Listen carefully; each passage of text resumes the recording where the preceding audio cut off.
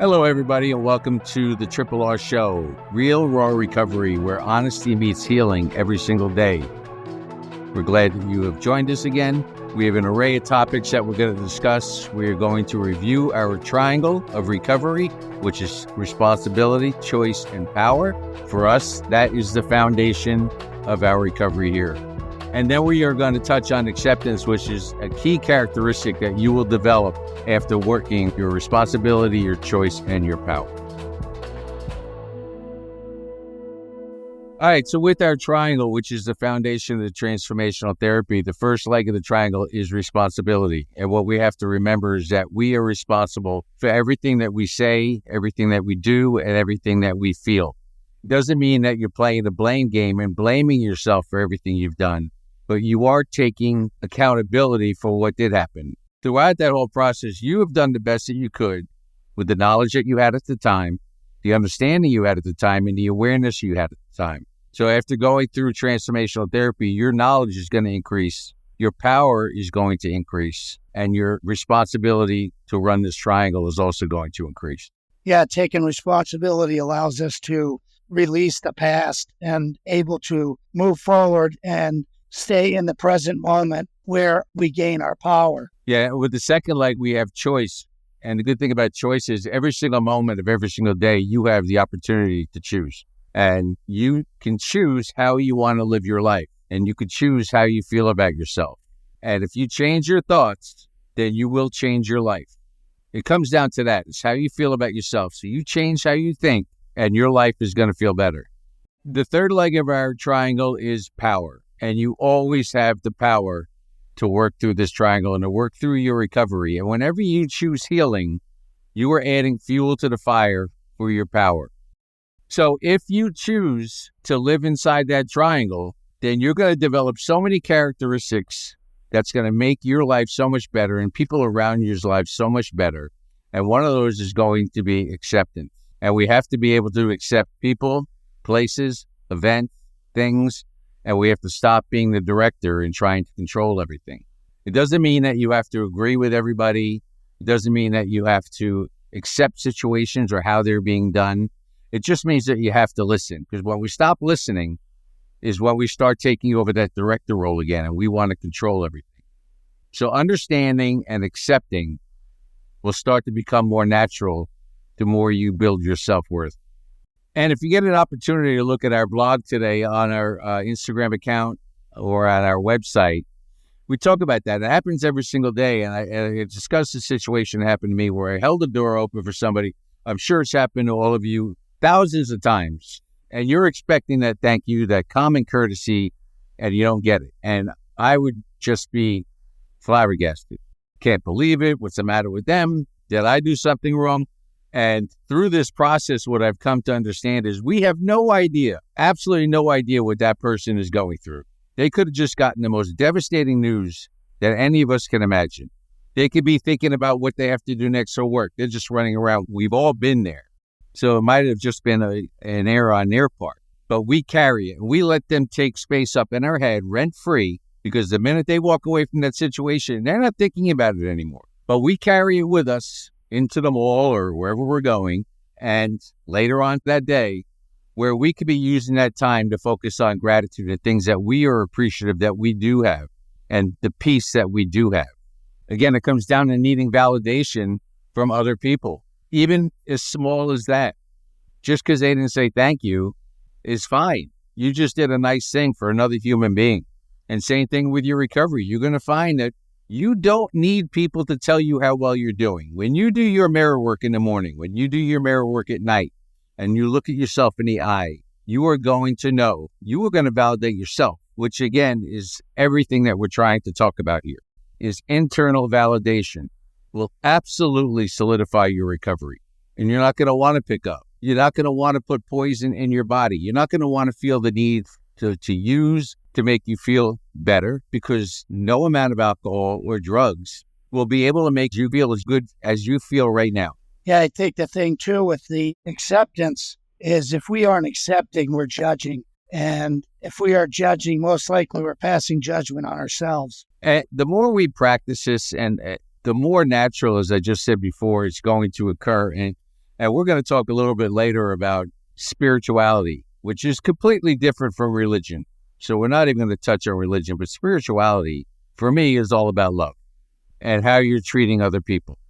And whether it's a compliment or holding a door open or just doing the right thing, not to impress somebody, not because you feel like you have to, but because inside you want to. You're going to become a better human being. You're going to become a better person. So again, it starts with and ends with us trying to create the story of somebody else and trying to read their mind. Don't assume what other people are thinking. Don't assume what people are going through. You may not know what they're going through. It will bring you peace of mind. It will bring you serenity and happiness. And if you want the keys, we talked about the keys to the kingdom before. The keys are right in front of you. This way of living is not only going to get you sober, and people throw out the word sobriety all the time. Sobriety is not using or picking up. Sobriety is the whole package. You're not using, you're not picking up. You're a better person when you leave your home, a meeting, a group, wherever it may be. You're the same person wherever you are in society. And that is a kind-hearted, caring, compassionate person.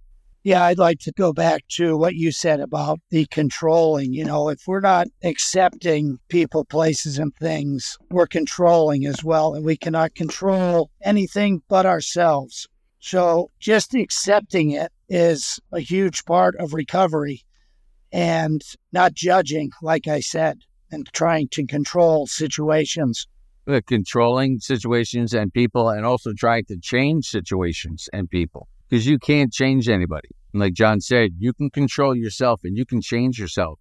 And by you changing yourself, and we'll say it till we're blue in the face, is by you changing your thoughts and how you think about yourself. And the importance of mirror work is the most important tool that we have used. And it's, again, getting comfortable in the uncomfortable. It is not going to feel normal. It is going to feel very uncomfortable. You're not going to believe yourself, because your true self doesn't know the person that you're talking to in the mirror. Now, that true self that's buried in your subconscious is trying to come out. And as you continue to work and you are committed, that's the biggest thing. You have to be committed to the work. You and you alone will see the change. You won't need anyone to tell you. And once you find it, there's no way you're going to give it up. You are hook, line, and sinker. Yeah, I like to use, if you are not accepting, you're judging. And if you're judging, you're not recovering. And the other thing with doing the work, and John said it a few times, awareness is key. You have to be aware of the fact that you may get to the point when you're up here and you're feeling great. The minute you stop doing the work, you don't do the work and you're not committed to it, you're either stuck or you're going backwards. And to me, stuck is going backwards. So you just have to continue to move forward. And there's no destination. Absolutely. There is no top of the mountain. This is a journey. It's a lifelong journey. And if we don't keep working on ourselves on a daily basis through this journey, we will go backwards. And we should not be looking forward in the journey, not that because there is no destination, but don't look 2, 3, 4, 5, 6 steps ahead. Every single step you take, every breath you take, enjoy the moment. Time is so crucial. And when you get to this point, you are going to appreciate every moment you have, every moment with family, at work. Any interaction you have with anything, your pets, the outdoors, nature, you are going to embrace and absorb. And that means living in the moment, savor it. I like how you mentioned time is so important. Patience. We got to have patience with ourselves. This instant gratification doesn't work. It's not there. This is a process. So, ladies and gentlemen, we went over the triangle again, and we're going to go over the triangle every single episode. We talk about it all the time because it is the most important part of what we are doing here. We talked about acceptance, which is a great gift that you're going to get from this program. But for John and myself and anyone else that has peace, that is the most important thing, is to be able to live your life wherever you are at any moment in your skin. And whatever you choose as your recovery, we feel is great, as long as you are feeling good about yourself inside. Now, with the 12-step programs, the differences are that we feel here you are in control of your recovery. You have the power to make choices to pick up or to not pick up. And then you have to live with the consequences of your choices and then take responsibility, which is very empowering. So it's frustrating to go into a meeting. And I do go to AA meetings because I do think there is some benefit to it. But with AA's triangle, two of the legs of the triangle are external. They want you to accept that you're powerless over alcohol. And I think what we need to accept is we have a thinking problem, not a drinking problem. We are not powerless over alcohol. We need to take responsibility. It's not the alcohol. It's our thinking that put us where we are. Their legs of their triangle are great, but fellowship is external. That's going to your meetings and speaking with other people that go to AA. And I think that is important as long as you have this sort of a foundation. And the other leg is service work. And service work is great also. Is to be of service to another human being is a great gift. But again, that's doing work outside. Inside is where you have to work first.